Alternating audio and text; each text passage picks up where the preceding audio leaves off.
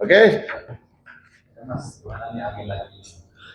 Kami ingin menyampaikan bahwa dari hasil pemberitahuan perkembangan hasil penyidikan SP2HP yang kami terima untuk klien kami yang bernama Lisnawati dari Polres Sukabumi, dalam SP2HP ini yang mengatakan sehubungan dengan Anwar Satibi telah ditingkatkan menjadi tersangka. Sehubungan dengan rujukan di atas bersama ini diberitahukan kepada saudari perkembangan penyidik terhadap dugaan terjadinya tindak pidana setiap orang yang menempatkan atau membiarkan orang dalam keadaan terlantar, sedangkan menurut hukum yang berlaku baginya, atau karena persetujuan wajib memberi nafkah, merawat atau memelihara orang tersebut hingga mengakibatkan mati, dan atau setiap orang dilarang menempatkan, membiarkan, melibatkan, menyuruh melibatkan anak dalam situasi perlakuan salah, penelantaran, dan atau setiap orang dilarang menelantarkan orang dalam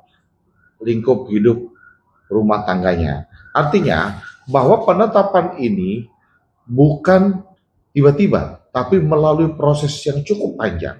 Telah dilakukan penyelidikan, telah dilakukan meningkat menjadi penyidikan, sehingga hari ini kita diberitahukan telah ditetapkan saudara AS telah menjadi tersangka. Artinya bahwa semua unsur yang kita laporkan, alhamdulillah terpenuhi, sebagaimana yang kita inginkan, dan kita kooperatif telah memeriksa beberapa saksi dan cukup banyak saksinya kami melihat dari laporan SP2HP ini. Jadi harapan kita ke depan, pertama kita memberikan apresiasi kepada Polres Sukabumi, yang telah menindaklanjuti laporan kita dengan cepat. Dan kita mohon bahwa artinya dalam laporan ini jangan ada yang mencoba, menghalang-halangi, daripada proses hukum ini. Jangan mencoba menghalang-halangi daripada proses hukum ini. Biarkan proses hukum ini tetap berjalan. Mungkin itu yang pertama akan saya sampaikan. Mungkin ada tambahan dari rekan-rekan lainnya. Bu Mira, silakan Bu Mira. Ya.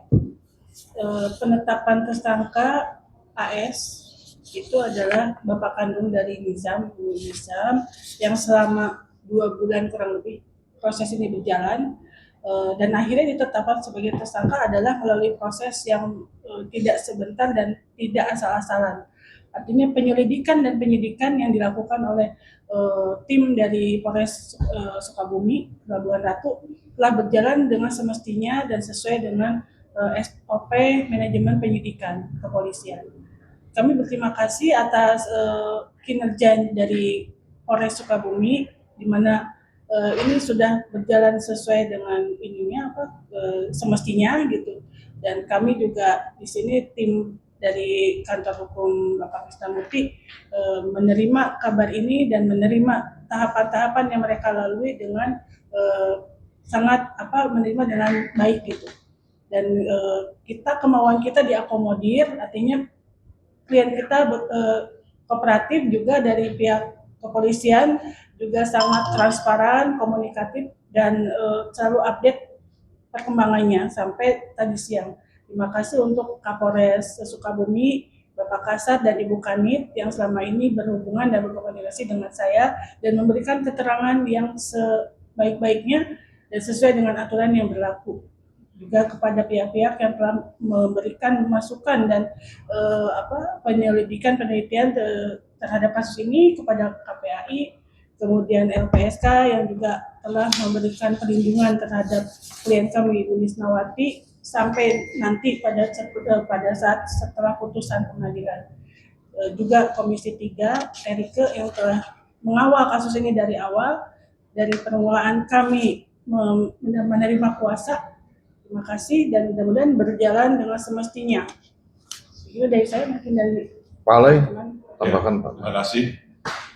Jadi penetapan tersangka terhadap AS ini memang sudah kami prediksi sejak awal berdasarkan hasil gelar kami bersama tim seluruhnya setelah kami mendapatkan kuasa dari Ibunda Nizam, almarhum Nizam. Jadi di sini kami sudah melihat bahwa setidak-tidaknya Bapak kandung dari almarhum Rizal ini pasti ikut terlibat. Sebagaimana masukan dari KPAI itu juga kami dengar, maka berdasarkan hasil gelar kami, tim, akhirnya kami putuskan untuk melaporkan dugaan tindak pidana ini. Yang pada akhirnya kami berterima kasih kepada jajaran Polres Kabupaten Sukabumi yang telah menetapkan AS menjadi tersangka sesuai dengan apa yang kami telah telah kami bahas dan telah kami himpun informasi-informasi atau kaitan-kaitan tindak pidana yang patut diduga disangkakan kepada AS. Saya kira itu. Ini Pak Herudin tambahkan. Ya, dalam kesempatan ini saya ingin menyampaikan bahwa pada tanggal 2 Maret kita sudah melakukan RDP dan di situ saya mempertegas perkara ini saya rasa lamban. Tapi lamban saya maksud di sini terkait penetapan tersangka AS, bukan terkait penetapan tersangka Ibu Tiri di situ. Karena poin saya seharusnya Bapak Tiri tahu persis peristiwa yang terjadi. Nah, selaras dengan dugaan tindak pidana yang ada dalam SPDP ini, yang ternyata di situ dalam konteks KUHP-nya, Undang-Undang Perlindungan Anak dan KDRT-nya telah masuk semua, terutama konteks penelantaran anak. Nah, jadi itu poin terpenting dan alhamdulillah dalam hal ini sekarang sudah jadi tersangka. Apa yang saya khawatirkan dari dulu tidak terjadi, bahwa ada kekuatan yang besar agar dia tidak jadi tersangka, ternyata enggak. Kepolisian dalam hal ini Polres Sukabumi sangat cepat tangkap terhadap perkara ini dan tidak seperti dugaan yang kita pikirkan selama ini. Itu aja dari saya. Tapi Mas, sebelumnya kan dari pihak Ayah Mijan sempat membantah kalau adanya tersangka sebelum surat itu keluar. Mungkin tanggapannya seperti apa? Ya, artinya bahwa mungkin dia belum mendapatkan pemberitahuan terkait penetapan tersangkanya. Nggak apa-apa, itu sah-sah saja. Ya kan? Tapi pastinya sekali lagi kami yakinkan bahwa dengan meningkatnya status ini menjadi tersangka, pasti tentunya seluruh alat bukti telah dimiliki oleh penyidik. Dan kalau bisa, akan menurut saya, ikuti saja proses hukumnya. Artinya kalau sudah menjadi tersangka, nanti akan kami minta segera akan Polres untuk melakukan penahanan. Untuk melakukan penahanan, ikuti aja akan prosedur-prosedurnya. Jangan berkembang di luar, membuat narasi-narasi yang membuat jadinya blunder diri Anda sendiri. Artinya nggak usah membuat narasi-narasi yang begini. Buktikan saja, ikuti prosesnya, buktikan saja pada proses hukum itu. Itu loh maksudnya. Kalau untuk respon bukan sendiri seperti apa sebenarnya berita? Tadi kita sudah sampaikan, berita terkait menyangkut adanya SP2HP yang sudah kita berikan, lalu dengan ditetapkannya AS sebagai tersangka, mungkin tadi apa dengan Temira komunikasi gimana? Jadi tadi Bu Lisnawati langsung merespon dengan terharu ya, menangis juga, ya. Dan dia berterima kasih kepada jajaran Polres Sukabumi dan tim kuasa hukum dari kantor Pak Krisnamurti. Dia merasa lega begitu, karena selama ini yang dia alami ya seperti itu gitu. Dia menuntut keadilan untuk dia dan anaknya. Jadi dia tadi betul-betul berterima kasih dan nangis dan tidak menyangka ya sampai bisa ini ditetapkan secepat ini jadi tersangka gitu. Tinggal sekarang eksekusinya bagaimana. Dan saya juga sudah mendapat penjelasan tentang hasil visum dan otopsi, tapi mungkin belum bisa dibuka di sini. Artinya bahwa itu juga hasil visum dan otopsi menguatkan AS menjadi tersangka pada hari ini. Kan pihak dari ayah Nizam ini kan masih membantah, bahkan tidak menerima hasil dia sebagai tersangka ini kan, dan akan mengajukan pra peradilan. Oh nggak apa-apa, memang itu sah-sah aja. Artinya kalau dia proses itu, di sini di dalam SP2HP ini sebentar ya, mana ini ya kan? Dalam SP2HP ini rencana tindak lanjut terhadap perkara tersebut, penyidik akan melakukan pertama, mengirim surat panggilan tersangka ke-1 terhadap saudara Anwar Satibi. Lalu yang kedua B akan melakukan pemeriksaan terhadap saudara Anwar Satibi sebagai tersangka. Artinya jelas di sini bahwa akan segera dikirim surat panggilan sebagai tersangka untuk dimintai keterangannya sebagai tersangka. Jadi tunggu aja nanti. Masih mau melakukan upaya hukum nih Bang, masuk ke pra peradilan itu kan ini akan jadi panjang gitu. Ya sah Ya sah saja, kan sah saja. Nanti pembuktiannya akan biarkan dalam prosesnya apakah penetapan tersangkanya akan sudah benar atau belum, terus lalu kemudian alat bukti yang lainnya nggak apa-apa, kita lihat aja kan. Diduga juga karena ada ikut campur dari Komisi 3 atau muridnya sendiri yang turun tangan mengawal kasus ini, kuasa hukum sebelah menyebut adanya hitungan politik, Bang.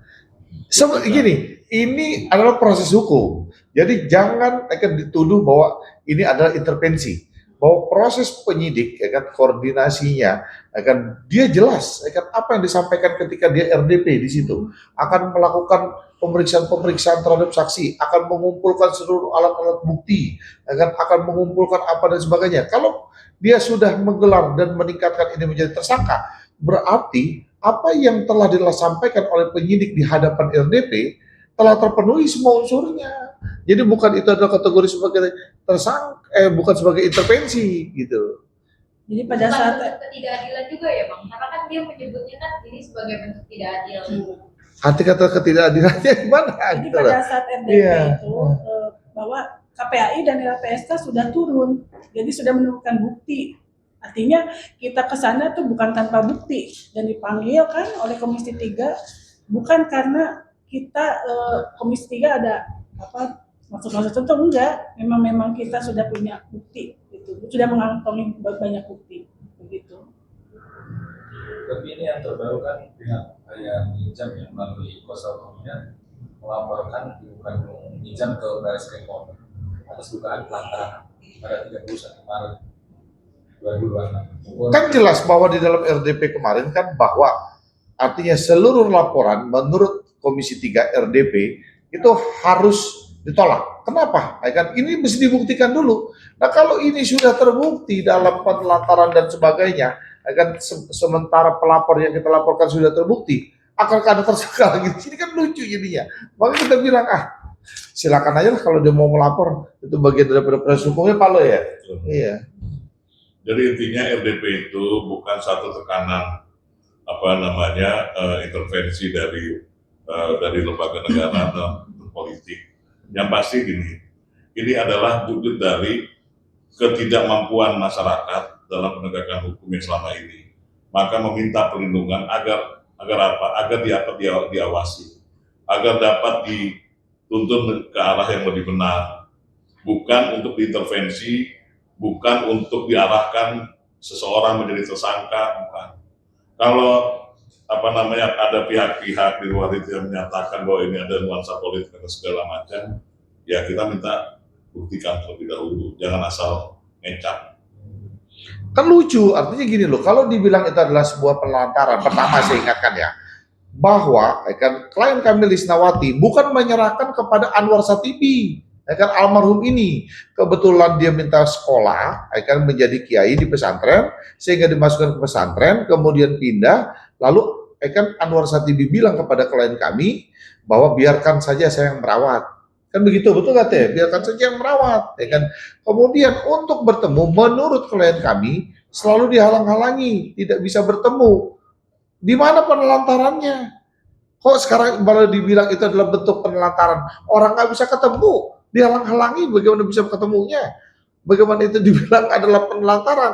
Coba buktikan penelantaran, coba ditalar dulu. Sebelum lapor itu ditalar dulu, ditelaah dulu. Kalau misalkan dia kan sebagai orang tua kan tidak bisa bertemu dengan anaknya karena dihalang-halangi, kemudian dikirim video, kan kamu bilang kamu sayang apa namanya?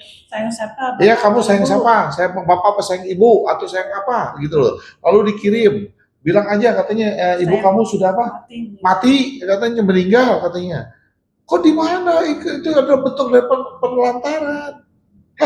Gimana sih? Satu hal ya, Lisnawati itu pernah menjadi TKI. Itu apa? Karena dia berusaha untuk memenuhi kebutuhan Nizam. Padahal bukan kewajiban ibu kan untuk memenuhi memenuhi kebutuhan anak. Kewajiban ayahnya. Di mana penelantarannya sampai Lisna sampai jadi TKI, berusaha untuk mencari uang untuk menghidupi dia. Padahal anaknya bukan hanya Nizam. Gitu. Jadi tolong dibuktikan saja, nanti sesuai prosedur hukum lah ya, kita siap aja gitu, siap saja. Tapi kan ini sudah terbukti lah gitu. Terserah dia mau melapor, asal ada bukti yang kuat. Kita sih mengikuti saja. Cukup?